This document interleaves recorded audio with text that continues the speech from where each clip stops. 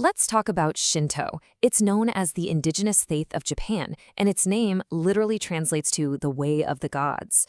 And really, it's so much more than just a belief system. It's deeply, deeply woven into the country's ancient past, and, as we'll see, its modern culture too. Okay, get this. Statistics show that nearly 80% of the Japanese population participates in Shinto practices and rituals. I mean, think about that. That's a huge number of people visiting shrines, celebrating festivals, and getting blessings. It's a massive level of cultural engagement. But, and here's the mystery that we're going to unravel.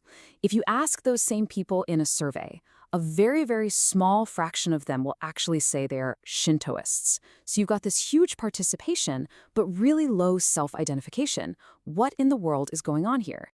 Well, to start cracking this puzzle, you have to realize Shinto isn't a religion like many others, with formal membership and doctrines you have to sign up for.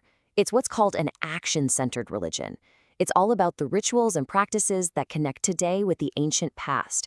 You know, it's less about what you say you believe and way more about what you actually do. The next big piece of the puzzle, and you really can't understand Shinto without this, is the concept of the kami.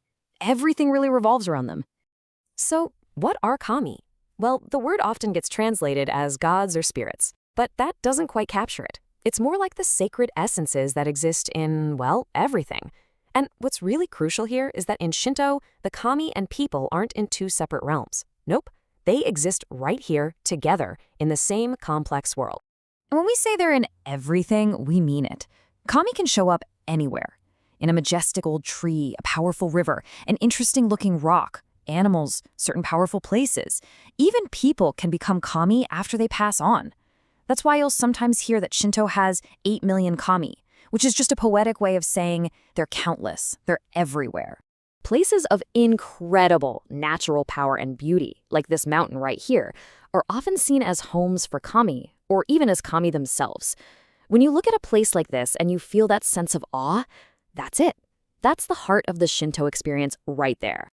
And of course, you've got the foundational kami from the creation stories, like the divine couple Izanagi and Izanami. The ancient stories say they stood on the bridge of heaven, stirred the ocean with a spear, and the salty drops that fell from its tip, well, those became the islands of Japan. And after that, they gave birth to many of the other kami. Okay, so if kami are basically everywhere, where do people go to connect with them in a more focused way? Well, that brings us to the whole idea of sacred space, and specifically to Shinto shrines. You have definitely seen these before. This is the iconic Torii Gate. Whenever you see one of these, you know you are leaving the ordinary, everyday world and stepping into a sacred space, the home of a kami. These gates are the unmistakable entrance to a Shinto shrine, or jinja. Once you're on the shrine grounds, there are a few key buildings. There's the haiden, that's where the public can pray, then the haiden for offerings, and then there's the handen. That's the most sacred spot, an inner sanctuary that holds a special object that acts as a kind of vessel for the kami's spirit. All right, we know what kami are, and we know where to find them. So, how do people actually interact with them?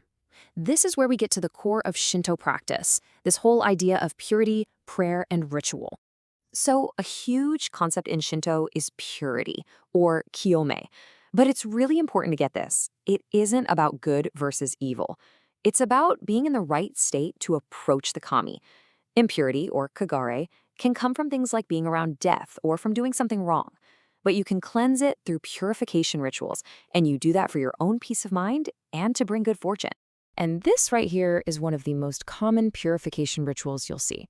Before you go into the main shrine area, you stop at a water basin like this called a temizu, and you ritually wash your hands and rinse your mouth. It's a really simple, physical act that gets you ready for a spiritual moment. The whole process of visiting a shrine, which is called omairi, is really accessible. Once you've purified yourself, you go up to the prayer hall, you can toss a coin in as a small offering, and then you follow this simple pattern. You bow twice, you clap twice to get the kami's attention, you say your prayer silently, and then you do one final bow. It's something anyone can do respectfully. Shinto practice is also super personal. People write their wishes and prayers on these little wooden plaques called ema, and then hang them up at the shrine for the kami to see. They also draw these paper fortunes called omikuji.